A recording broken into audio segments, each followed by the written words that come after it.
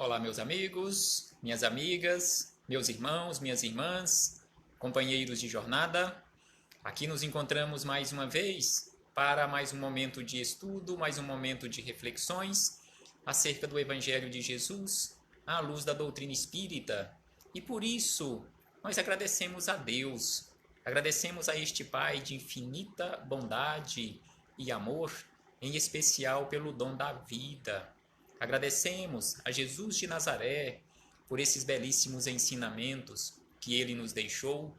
Aos espíritos amigos, agradecemos imensamente pelo amparo, pela proteção, pela assistência que sempre nos dão ao longo da nossa trajetória e que possamos fazer esforços constantemente para que facilitemos a harmonia e a harmonização com estes companheiros abnegados que constantemente têm essa disposição firme em nos auxiliar.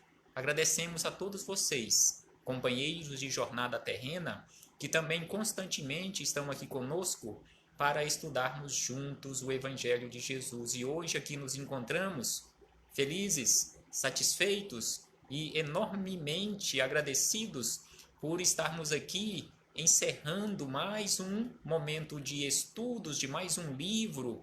Hoje estamos encerrando os estudos, os estudos e as reflexões com base no livro Apostilas da Vida.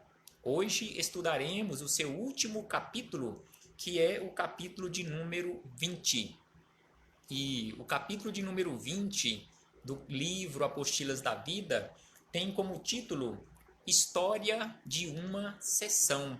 Então aqui André Luiz nos traz um belíssimo relato para a nossa reflexão, para meditarmos acerca do nosso comportamento aqui na vida, e ele dá esse título, a história de uma sessão, que pode perfeitamente ser a sessão da nossa vida. E aqui ele traz em números a história de uma sessão como uma sessão mediúnica, uma sessão de tratamento espiritual. Mas antes de iniciarmos as nossas reflexões, estamos vendo aqui a fisionomia da nossa companheira de jornada, Fernanda Oliveira, e em nome usando neste momento o nome da Fernanda Oliveira, professora, queremos aqui parabenizar a todos os nossos professores, estes verdadeiros heróis da instrução, estes companheiros que constantemente estão trabalhando, incansavelmente também trabalhando pela melhoria do nosso futuro, e sem sombra de dúvida que o nosso crescimento, aquela chamada salvação da nossa humanidade, está exatamente nas mãos destes heróis, estes verdadeiros heróis da nossa comunidade, da nossa sociedade, que nós conhecemos com o nome de professores e de professoras.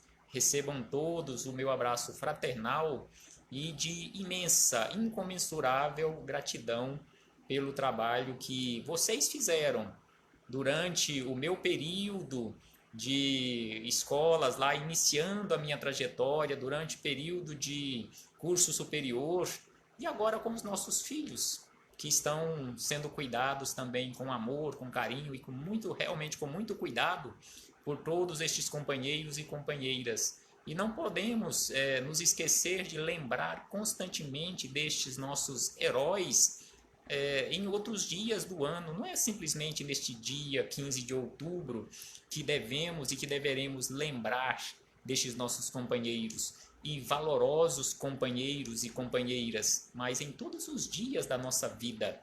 E aqui, voltando ao nosso estudo, a história de uma sessão, André Luiz nos diz o seguinte: organizada a sessão de estudo evangélico, os espíritos benfeitores, através das doces intimações da prece, foram convidados à execução de regular empreitada. Então aqui a Fernanda está aqui agradecendo e diz que com orgulho de ser professora, amo o que faço com todo o meu carinho e dedicação. Sem sombra de dúvida que é desse jeito e de pessoas que se comportem desta forma que toda a nossa sociedade precisa. Parabéns!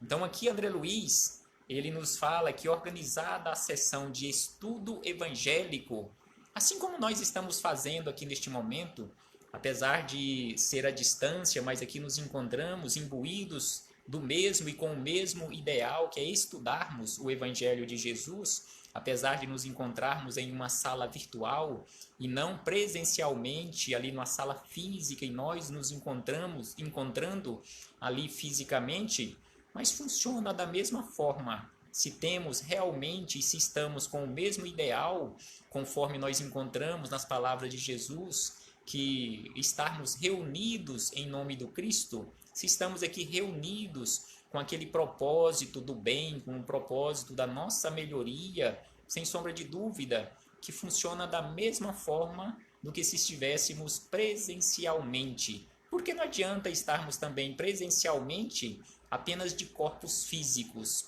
e não estarmos ali em espírito. Então aqui André Luiz, ele traz números para nos situarmos em relação à nossa responsabilidade.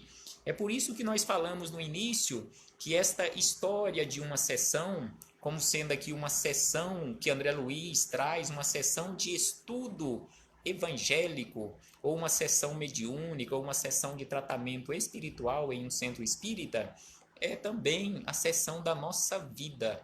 O que nós estamos fazendo? Estamos realmente aproveitando as oportunidades que nos são ofertadas? Estamos realmente fazendo aquela parte, aquela mínima parte que nos compete para auxiliar os companheiros do plano espiritual para que eles possam agir na nossa vida e também agir na vida de outros companheiros que se encontram em maiores necessidades do que nós mesmos? Então aqui André Luiz ele começa dizendo que, organizada esta sessão, os companheiros do plano espiritual foram intimados à execução de várias tarefas. E aí ele traz números. Ele traz números da seguinte maneira, que esses companheiros foram intimados para 520 orientações a companheiros doentes com especificações e conselhos técnicos. Então, 520, este é o número, 520 orientações, 50 passes magnéticos em benefício de enfermos encarnados, 200 intervenções de socorro a entidades sofredoras ausente do equipamento físico. Então, aqui 200 atendimentos ou 200 intervenções a entidades desencarnadas que se encontravam em sofrimento. E ainda diz que esses companheiros receberam a incumbência de realizarem 35 visitas de assistência a lares distantes daquele ambiente onde estava ou ia iniciar a sessão de estudo evangélico. E ainda nos fala 150 notas socorristas para desligamento de obsessores e inimigos inconscientes. Então aqui eles receberam a tarefa também de realizarem 150 desligamentos de obsessores que se encontravam de forma inconsciente ligados a pessoas encarnadas, a espíritos encarnados. Aí você pode pensar assim, mas espera aí, mas é número demais, é muito atendimento, ou seja, 520 mais 50 mais 200 mais 35 mais 150. Mas na verdade, a maioria de nós não temos a noção de presença espiritual em uma sessão de estudo ou uma sessão de tratamento espiritual, um trabalho no bem. Porque enquanto nós nos reunimos ali fisicamente, às vezes em uma dezena, 2 dezenas, 3 dezenas, no plano espiritual tem ali centenas e mais centenas de necessitados, bem como de trabalhadores. só para termos uma noção, abrimos aqui uma noção e uma explicação também de André Luiz, abrimos aqui um parêntese para acrescentar números aos números de André Luiz que estão aqui no Apostilas da Vida, que se encontram lá no livro Os Mensageiros, no capítulo 46. Então, no capítulo 46, que tem como título Aprendendo Sempre, André Luiz nos narra aqui uma visita que ele fez a um centro espírita, em um dia de tratamento espiritual, um dia de fluidoterapia, por exemplo. E aí ele nos diz o seguinte sobre a organização do plano espiritual. E aí ele diz que faltava mais de 1 hora para o início da sessão, o início da preleção, que tinha também uma preleção evangélica, além do tratamento espiritual, ia ter a exposição do evangelho. E aí ele fala na esfera dos frequentadores encarnados, mas o movimento do serviço espiritual já era enorme, era intenso. E aí ele diz que reuniam-se ali para os olhos humanos 35 individualidades terrestres, ou seja, tinham 35 encarnados naquele ambiente físico. No entanto, em nosso círculo, ou seja, no plano espiritual, o número de necessitados excedia de 200. Então, 35 encarnados, e no plano espiritual, apenas necessitados, apenas espíritos doentes que foram levados para aquele ambiente espiritual da casa espírita para tratamento, passava de 200. É lógico, só os doentes. E aí ele diz ainda que todos os servidores da casa se mantinham a postos, desenvolvendo a melhor atenção. Então aqui ele fala de uma casa espírita realmente organizada, de trabalhadores imbuídos para a prática do bem, porque todos estavam ali no seu posto de trabalho, prontos para o trabalho e esperando o momento de iniciar o trabalho. E aí ele fala também em números que no plano espiritual tinham ali 4 médicos espirituais para auxiliarem no tratamento. E esses 4 médicos, eles eram auxiliados por 40 cooperadores diretos que faziam as anotações. E aí André Luiz anotou o seguinte: temos aqui a indicação das pessoas que as afirmam necessitadas de amparo e socorro imediato. Aí ele questiona, mas recebem elas tudo o quanto pedem? Será que recebemos nós tudo o quanto nós pedimos através das nossas preces? E aí o mentor desta obra, aquele companheiro que estava incumbido e que ficou incumbido de auxiliar André Luiz, de orientar André Luiz aqui nesta obra, responde da seguinte maneira: que não recebemos de acordo com o que pedimos, mas recebemos de acordo com o que precisamos. Então pedimos e via de regra não sabemos pedir, mas nós recebemos exatamente de acordo com as nossas necessidades reais. Então aqui fechamos este parêntese, trouxemos estes números também para corroborar com os números de André Luiz desta história de uma sessão, para termos uma noção de como funciona o plano espiritual. No plano espiritual, sem sombra de dúvida, um trabalho para o bem, ele é organizado, não é de uma forma improvisada, não tem preguiça, conforme nós temos aqui ainda, com sobra, muita preguiça, falta boa vontade para executarmos um trabalho de qualidade. E aí André Luiz segue aqui dizendo em Apostilas da Vida que, e deveriam ainda, esses trabalhadores, além de todos aqueles números que ele relatou, eles deveriam ainda eliminar 2 suicídios potenciais, ou seja, 2 suicídios que estavam ali potencialmente para ocorrerem, evitar um homicídio provável e afastar possibilidades de 2 divórcios infelizes e ajustar mais de 100 entendimentos em favor da fraternidade, da harmonia e da encarnação.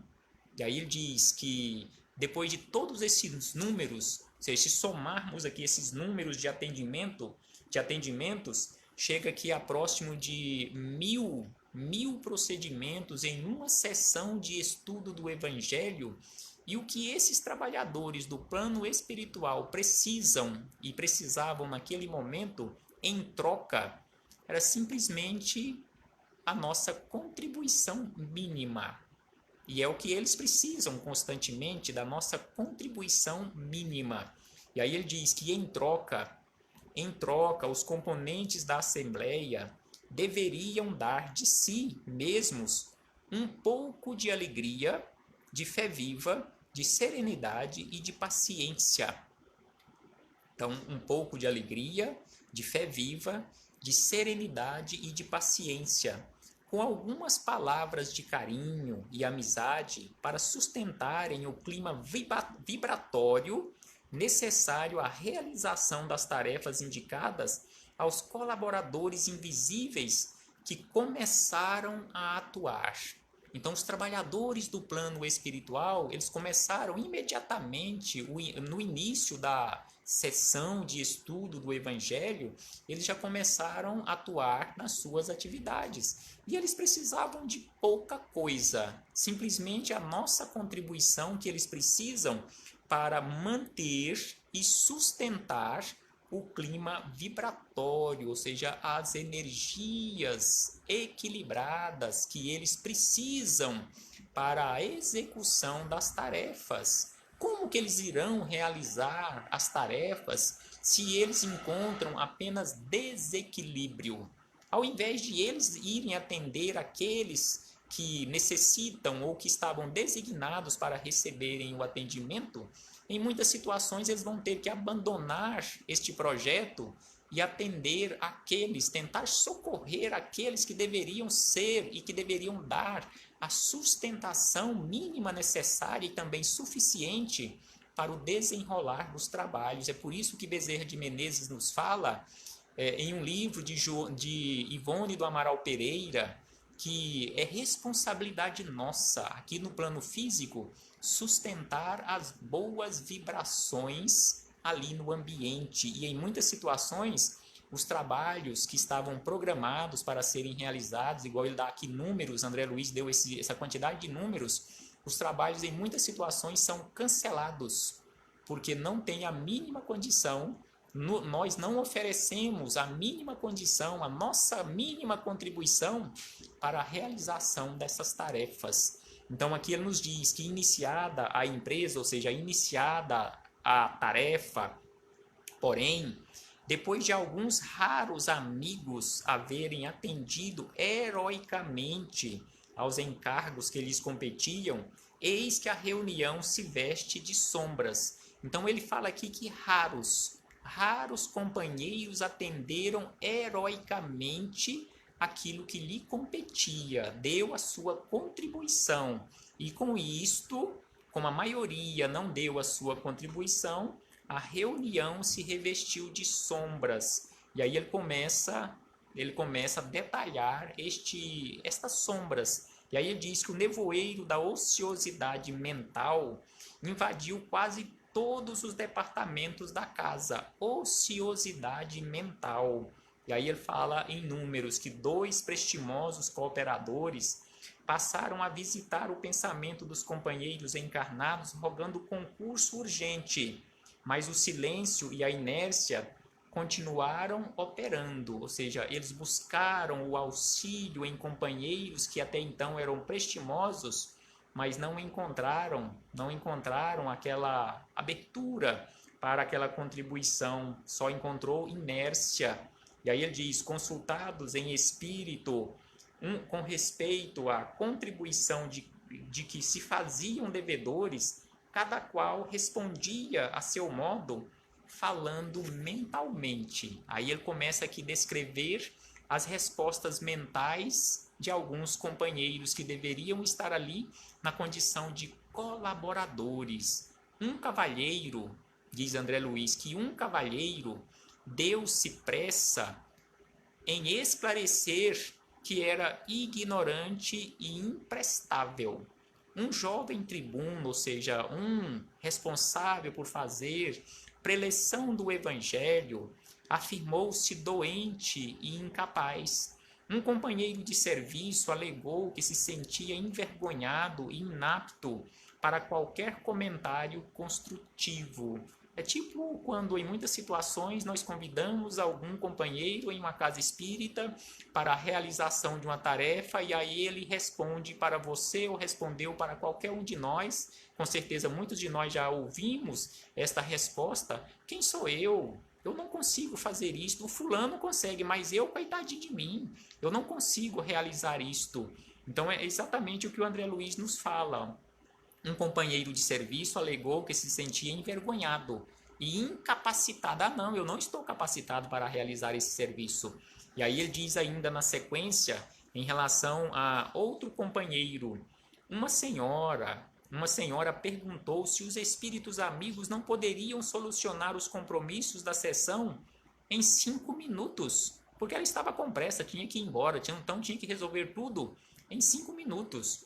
E aí ele diz ainda que um lidador juvenil explicou que se sentia diminuído à frente dos mentores e experimentava o receio de falar sem brilho depois deles. Então, se nós nos comportarmos desta forma, sem sombra de dúvida que não iremos trabalhar, se ficarmos com aquela, não, estou envergonhado de falar alguma coisa, e se Bezerra de Menezes estiver aqui presente nessa sessão, eu me sentiria envergonhado, ou me sentirei envergonhado em falar em presença ou na presença de Bezerra de Menezes, porque não me sinto capacitado.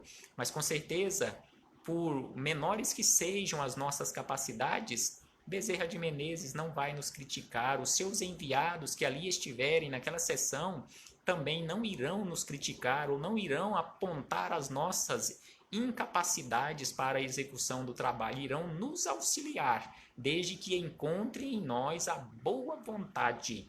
E aí ele diz que um antigo beneficiário solicitou a concessão de maca em que pudesse confiar ao repouso. Um ouvinte preocupado adiantou-se consultando o relógio e bocejou entediado. Já presenciamos isto em muitas situações, em reuniões, em pessoas que estão ali com pressa que termine logo a reunião, porque tem que ir embora. Às vezes tem que assistir a novela, tem que fazer isso, fazer aquilo, mas sem sombra de dúvida que temos que dar a nossa contribuição. E aí ele diz que uma robusta irmã pediu fosse colocada uma cadeira preguiçosa em lugar do banco áspero que a servia. Em muitas situações, nós também pensamos assim, nós também imaginamos assim, pô, mas esse banco ou essa cadeira é muito desconfortável, que esse centro poderia pelo menos oferecer algo mais confortável, que ficasse de uma forma ali mais agradável, o corpo fosse melhor apoiado e talvez melhorasse também o momento, o ensejo para um cochilo no corpo físico, que em muitas situações acontecem também. E aí ele diz que quase todos, incluindo jovens e adultos, letrados e indoutos, necessitados ou curiosos, descansaram na improdutividade.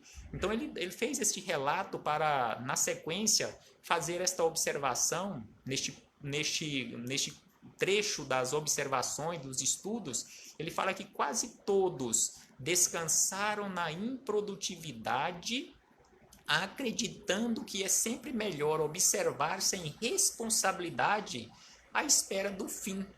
Sem sombra de dúvida que no nosso comportamento, na nossa visão ainda quase que cega, não só míope, mas quase cega, em muitas situações, não, vou ficar aqui só observando, não quero me responsabilizar, não quero responsabilidade de forma alguma aqui nessas atividades, vou ficar aqui só observando. Sem sombra de dúvida que não é assim, nós precisamos buscar constantemente trabalhos para a nossa melhoria.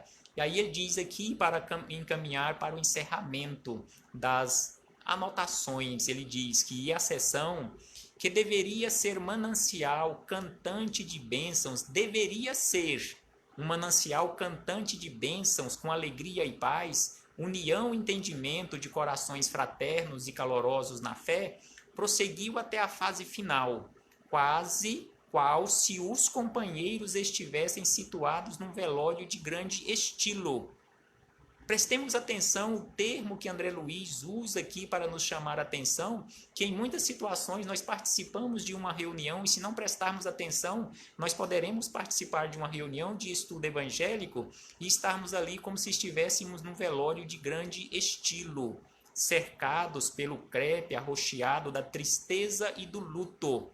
Nós estamos ali participando de uma reunião evangélica, ouvindo mais uma vez a boa nova do Cristo, e sempre que ouvimos uma boa notícia, uma boa nova, é motivo para alegria e não para a tristeza e o luto, queimando o incenso precioso do tempo. Prestemos atenção no termo que André Luiz usa aqui, que em muitas situações, nessa seção da nossa vida, nós queimamos o incenso precioso do tempo em câmara funerária. Então aqui nós queimamos o incenso precioso do tempo. E aí diz ainda que entre nós, meus amigos, assim não aconteça. Então aqui André Luiz chama atenção que assim como ele relata dessa sessão, que assim não aconteça conosco. E aí ele fala que espiritismo é trabalho e confraternização. Porque essa história dessa sessão, ele não falou que é uma sessão espírita, ele não falou que era uma sessão de estudo, ele simplesmente falou que é uma sessão de estudo do Evangelho. Independentemente de ser num centro espírita, num templo evangélico, na igreja católica, ou em qualquer outro segmento de crença ou de religião, e aí ele fala que espiritismo é trabalho e confraternização. Evangelho é amor e contentamento. Sempre que desejardes a vitória do bem, auxiliai o bem e plantai-o. Porque muitos de nós falamos que queremos o bem, que queremos a paz na terra, que queremos viver no paraíso. Mas aí ele fala que se nós queremos isto, que possamos auxiliar no bem e plantar o bem por onde passarmos. E aí ele diz ainda, trazei até nós o concurso da boa vontade. Então aqui André Luiz nos chama a atenção de todos nós encarnados, que o que nós precisamos levar até eles, os desencarnados, os trabalhadores espirituais, o que nós precisamos levar até eles é o concurso da nossa boa vontade, que é a alavanca de todos os prodígios do progresso, enriquecendo-nos o santuário comum com os dons da saúde, da esperança, do otimismo e da fé. Então, o que nós precisamos doar é boa vontade. E aí ele diz que permutemos experiências e corações, amparemo-nos uns aos outros. Então, aqui ele fala que nós precisamos, encarnados e desencarnados, precisamos amparar-nos uns aos outros. E aí ele encerra dizendo que a nossa doutrina consoladora é sol e não devemos esquecer que a vida é ação permanente. A vida é ação permanente, não é inércia. A vida é ação permanente, porque a inércia em toda parte é sempre a antecâmara da estagnação ou da morte. Então aqui André Luiz nos chama a atenção que a vida é ação permanente. Muitos de nós falamos hoje, quando eu aposentar, aí sim eu vou descansar, já chega de trabalhar. Não, de forma alguma. Nós temos que nos preparar se chegarmos à condição de aposentados das nossas obrigações, das nossas responsabilidades aqui no plano físico, profissionalmente falando, temos que estar capacitados para trabalharmos muito mais no campo da caridade, em especial para conosco, para a nossa transformação em pessoas melhores. E no rodapé desta mensagem, André Luiz lembra que a humilde chama da vela distante é irmã da claridade radiosa da estrela. Então, a humilde chama de uma vela, de um fósforo, é irmã da luz do sol. É só um sol, uma luz em miniatura, mas é a mesma luz. E aí, o nosso companheiro Eudes Júnior, antes de encerrarmos aqui as nossas reflexões, ele nos diz: como perdemos oportunidade de crescimento espiritual e equilíbrio referirmos indiferença ou por adotarmos a indiferença do comodismo, desejando a angelitude, preferimos a indiferença do comodismo, desejando a angelitude sem o menor esforço. Todos nós queremos chegar à angelitude, todos nós queremos ir para o céu. Mas qual é o esforço que nós estamos fazendo para realmente alcançarmos esta angelitude ou para irmos para o céu? Qual é o material que nós estamos doando para os trabalhadores do plano espiritual para a construção do céu que almejamos? E aí o nosso companheiro Eudes ainda diz: não há crescimento sem esforço e sacrifício. É por isso que Jesus, quando foi questionado, e sempre gostamos de lembrar isto, já lembramos isso não sei quantas vezes, não estamos lembrando isso para vocês, mas para mim mesmo, em primeiro lugar, que quando Jesus foi questionado: Senhor, haverá os que se salvam? E Jesus simplesmente responde. Ele não respondeu que seriam salvos quem tivesse vinculado a uma religião A, B, C ou D. Por isso nós afirmamos que religião nenhuma salva ninguém por si só. Toda religião tem como objetivo transformar os seres humanos em pessoas melhores. Mas o que salva verdadeiramente é a nossa atitude, é o nosso esforço. É por isso que Jesus, quando foi questionado sobre a salvação, ele respondeu para todos nós: fazei esforços constantemente, não é um esforço hoje, um esforço amanhã, um esforço o ano que vem, como em muitas situações, na virada de ano nós fazemos aquelas promessas ao ano que vem, aí agora a coisa vai, porque agora eu vou me transformar, a partir de janeiro eu vou me esforçar em transformar. Então comecemos hoje, não esperemos para amanhã, porque o amanhã pode não acontecer para nós aqui neste corpo físico. Comecemos hoje, não deixemos para amanhã o que podemos começar, pelo menos começar hoje. Um abraço fraternal a todos e muito obrigado. Mais uma vez, parabéns aos nossos professores, às nossas professoras, os nossos heróis da educação, da instrução. E na próxima oportunidade, no próximo encontro, começaremos estudo novo, porque hoje encerramos o estudo de mais um livro, Apostilas da Vida. No último encontro de ontem, nós encerramos os estudos do livro Conduta Espírita. Hoje encerramos este estudo do livro Apostilas da Vida. E no próximo encontro, nós começaremos um outro livro. Que não nos faltam são livros de reflexões para estudarmos. O manancial é inesgotável. Graças damos a Jesus, graças damos a Deus, graças damos aos espíritos amigos, graças damos a todos vocês, companheiros de jornada, pela caridade que praticaram em me ouvir mais uma vez, porque assim, mais uma vez, ouvi esses belíssimos ensinamentos. Paz aos nossos corações e que possamos fazer esforços constantemente para seguirmos as pegadas do Mestre dos Mestres, o Mestre de Nazaré. Paz conosco sempre.